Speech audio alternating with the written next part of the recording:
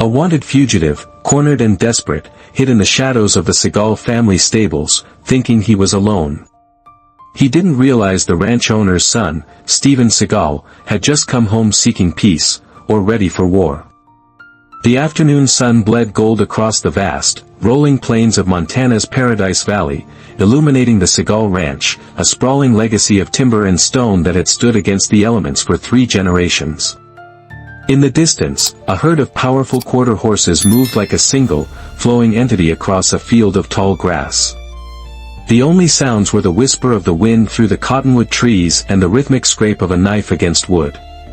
On the wide, wraparound porch of the main house, John Seagal, Steven's 78-year-old father, sat in a sturdy rocking chair. His hands, gnarled by a lifetime of hard work but steady as a surgeon's, skillfully worked a piece of juniper wood. Shavings fell like soft curls onto the weathered planks at his feet. John was a man carved from the same rugged landscape he called home. His face was a roadmap of laugh lines and thoughtful furrows, and his eyes, a piercing blue, held a quiet wisdom that commanded respect without ever demanding it.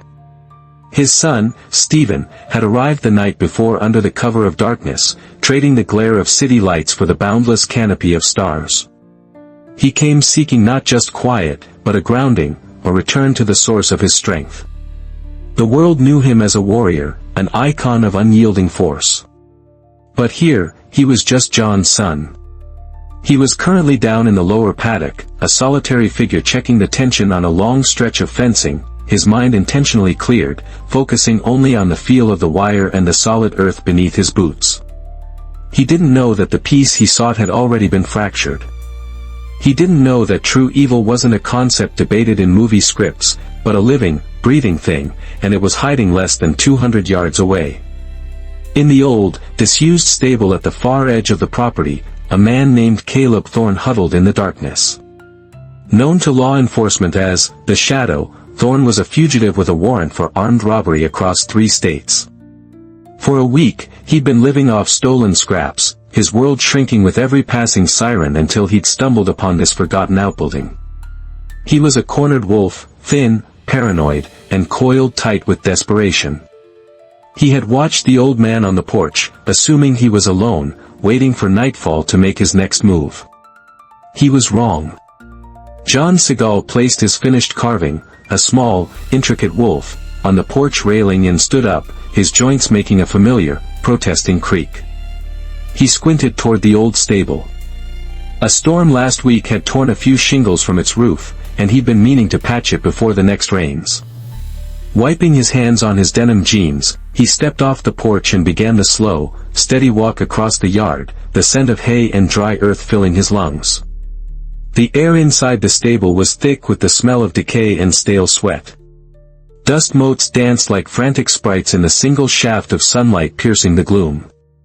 "Hello?"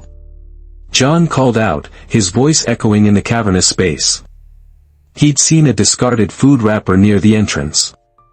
"Anyone in here need a hand?" From the deepest shadow behind a stack of rotting hay bales, Caleb Thorne's heart hammered against his ribs. He was discovered. This was it. Panic, cold and sharp, flooded his system. He saw the old man not as a potential source of help, but as the final barrier between him and freedom. "You shouldn't have come in here, old man," a voice rasped from the darkness. John stopped, his body tensing. He could see a figure detaching itself from the shadows, gaunt, wild-eyed, and radiating a dangerous energy. "Son, you look like you're in a world of trouble. Let's just talk this through. I can get you some water, some food." "Shut up." Caleb lunged forward, his movements jerky and unpredictable. "You're gonna call the cops, aren't you?" Before John could answer, Caleb's desperate eyes landed on a thick, dusty lasso rope coiled on a hook. He snatched it down. John took a half-step back, his hand raised in a placating gesture, but it was too late. Caleb moved with the explosive speed of a terrified animal. He threw the loop of the rope over John's head, yanking it tight around his throat with a grunt of savage effort. John's eyes went wide with shock and pain. He clawed at the coarse rope cutting into his neck, a strangled gasp escaping his lips. He was strong for his age, but the surprise attack and the brutal leverage of the younger man sent him stumbling backward against a support beam. His vision began to swim in blackness. Down at the fence line, Steven froze. He had heard it, a sound that didn't belong. Not a coyote, not a falling branch. It was a choked, guttural thump, a sound of impact and struggle, carried on the wind. His entire body went on high alert. Dropping his tools, he didn't run, he flowed.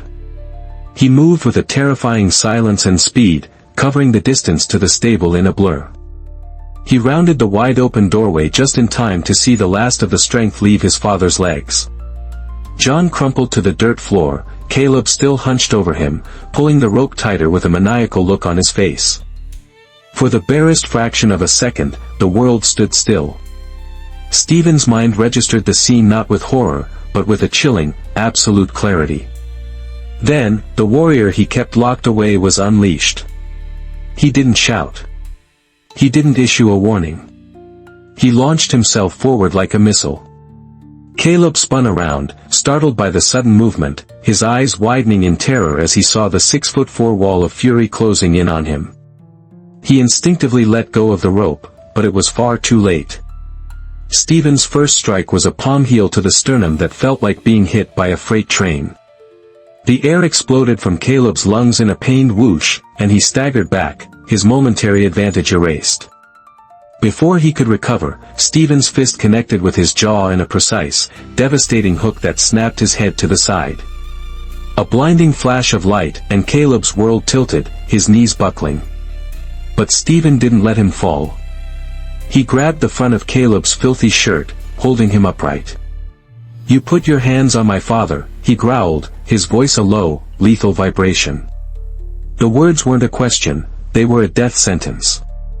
A knee strike to the abdomen folded the fugitive in half, followed by a sharp, disabling blow to the side of his neck. Caleb collapsed to the ground, unconscious before he even hit the floor. The entire confrontation had lasted less than 5 seconds. The red haze of rage receded as quickly as it had come, replaced by an ice-cold focus. Steven was instantly at his father's side, dropping to his knees in the dirt. "Dad," he whispered, his voice thick with emotion. He carefully worked the rope from around John's neck, revealing a raw, angry red line against the pale skin. "I'm here. Breathe for me. Just breathe." John's eyes fluttered open. He took a ragged, rasping breath, then another. A weak cough shook his frame. He was alive. Relief, so potent it was almost painful, washed over Steven. He cradled his father's head, resting it gently against a cleaner pile of hay. "It's okay. You're safe now." Behind him, a groan signaled Caleb was stirring. Steven laid his father down gently, and the transformation in his eyes was terrifying. The warmth was gone, replaced by the cold, dispassionate gaze of a predator. He walked over to the groaning fugitive, who was struggling to push himself up. You broke my jaw," Caleb mumbled through a bloody mouth. "You're crazy. I'll tell them. I'll tell them you and the old man attacked me first." Steven didn't answer. He walked over to a nearby post, took the very rope Caleb had used, and returned. With brutal efficiency, he bound the fugitive's hands behind his back, then secured him tightly to a thick support beam. "You'll wait here for the sheriff," Steven said, his voice devoid of any emotion. Caleb spat a wad of blood onto the dirt floor. "They'll never believe you. It's my word against yours." Steven crouched down, eye to eye with him. The calmness was more terrifying than any shout. "You're right," he said softly. Then he stood up and pointed a single finger toward the high corner of the barn, where a tiny, almost invisible red light blinked softly in the shadows. "But it's not your word against mine," Steven said, his voice dropping to a whisper. "It's your word against that. I wired this whole place with security cameras last year. High definition. Audio enabled. They recorded everything. From the moment you threatened my father, to the sound of him choking, to you admitting just now that you were going to lie about it. Caleb's blood-smeared face went slack. The bravado, the anger, the desperation, it all drained away, replaced by the hollow, empty look of a man who knew he was utterly and completely finished. Steven turned his back on him and pulled out his phone, dialing 911. The interrogation room at the Park County Sheriff's Office was a sterile, windowless box painted a depressing shade of beige. It smelled of stale coffee and disinfectant. A single metal table was bolted to the floor. Cuffed to that table sat Caleb Thorne, his head hanging low. A medic had patched him up, but nothing could fix the look of absolute ruin on his face. The door opened with a loud clang, and Sheriff Ray Dalton walked in. He was a barrel-chested man with a face like weathered granite and eyes that had seen the worst of humanity and hadn't flinched. He dropped a thin file folder onto the table, making Caleb jump. "Caleb Thorne," Dalton said, his voice a low rumble.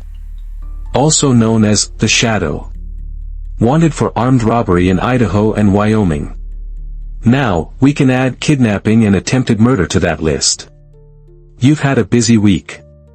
Caleb looked up, a flicker of his old defiance in his eyes. "He attacked me." The old man. Dalton leaned forward, resting his knuckles on the table. His voice dropped to a menacing growl. "Shut up. Just, shut up. You think you're the first scumbag to try that line in this room? We have you on video, you idiot. Crystal clear, 4K video. We have you threatening an unarmed, 78-year-old man. We have you strangling him with a rope. We have you gloating about it. The DA is calling it the easiest case of his career." Caleb slumped back in his chair, the last bit of fight leaving him. He had run for so long, lived in the shadows, believing he was smarter than everyone else. It all ended here, in this drab room, because of a tiny blinking light he never saw. "I didn't know who he was," Caleb whispered, his voice cracking. "I didn't know his son was him. And what if he wasn't?" Dalton shot back, his voice rising with contempt. "What if he was just some old man, living alone? Would that make it okay? You didn't run into Steven Seagal, the action hero. You ran into a son protecting his father. You picked the wrong family, the wrong ranch, and the wrong day to be a monster." Dalton stood up straight and tossed a USB drive onto the table. It slid across the surface and stopped in front of Caleb. "That's the footage from the barn. Your whole future is on that little stick. You'll be watching it on a TV in a prison cell for a very, very long time." He turned and walked to the door. "You're a disgrace," Dalton said without looking back. "You're not a wolf. You're just a coward who preys on the unsuspecting." The door slammed shut, leaving Caleb Thorne alone with the echoing silence and the crushing weight of his own actions. There were no more shadows to hide in. 2 weeks later, the sleepy Park County Courthouse was the center of a media storm. News vans with satellite dishes lined the street. A crowd of locals and reporters stood on the courthouse steps, whispering and filming with their phones. Inside, the courtroom was packed to capacity. Caleb Thorne sat at the defendant's table, looking deflated and small in his orange jumpsuit. The arrogant glint in his eyes was long gone, replaced by a dull, vacant stare. A brace still supported his jaw. A hush fell over the room as the side door opened. Steven Seagal entered, walking slowly beside his father. John's step was steady, his head held high. A dark, violet bruise was still visible on his neck, a stark reminder of the violence he had endured. He wasn't a victim, he was a survivor. They took their seats in the front row, ignoring the flurry of camera clicks. The prosecutor, a sharp young man named Davies, wasted no time. "Your Honor," he began, "the state's case is simple and irrefutable. We have unedited video footage of the defendant, Mr. Thorne, committing a brutal, unprovoked, and nearly fatal assault on Mr. John Seagal in his own home." He played the video. The courtroom watched in horrified silence. The threats, the attack, John's gasping struggles, it was all there, raw and undeniable. When the footage showed Steven's explosive arrival, a collective gasp went through the gallery. Caleb's public defender could do nothing but offer a weak plea for leniency based on his client's desperation. It was a flimsy argument that crumbled in the face of the visual evidence. The judge then asked if Steven wished to make a statement. Steven stood, his presence alone commanding the room's full attention. He didn't look at Caleb.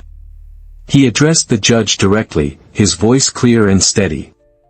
"Your Honor," he said. "That man didn't just wrap a rope around my father's throat. He tried to extinguish a life of honor, kindness, and strength. He did it not in anger, but in cowardice. If I had arrived 30 seconds later, my father would be gone." He paused, letting the weight of his words settle in the silent room. "This isn't about revenge. This is about consequences. He doesn't just represent a threat to my family. He represents a threat to any family, to any decent person who believes they are safe in their own home. He doesn't deserve mercy. He deserves a cage." He sat down. The silence was absolute. Even the judge looked visibly moved. The sentence was swift and severe. Attempted murder, kidnapping, and assault. 30 years, with no possibility of parole for at least 20. As bailiffs cuffed Caleb and dragged him from the courtroom, his eyes locked with Steven's for one final moment. Steven didn't flinch. His expression was a flat, unreadable mask of finality. It was over. An evening in late autumn, a month later. The sky over Paradise Valley was a breathtaking canvas of deep purple and fiery orange. On the porch of the Seagal ranch, peace had returned. John Seagal sat in his rocking chair, a new piece of pine in his hand, the scent of it fresh and clean. Steven sat on the top step, a steaming mug of coffee cradled in his hands. The only sounds were the familiar creak of the rocker and the chirping of crickets tuning up for the night. "That wolf you carved is on the mantelpiece," Steven said quietly, breaking the comfortable silence. "Looks good there." John smiled, not looking up from his work. "He's a survivor. Like us." He paused, the knife still for a moment. "You know, your timing was pretty good that day." Steven took a slow sip of his coffee. A faint smile touched his lips. "I was getting thirsty. Thought I'd come up for some lemonade." John let out a short, healthy laugh, a sound of victory, of life.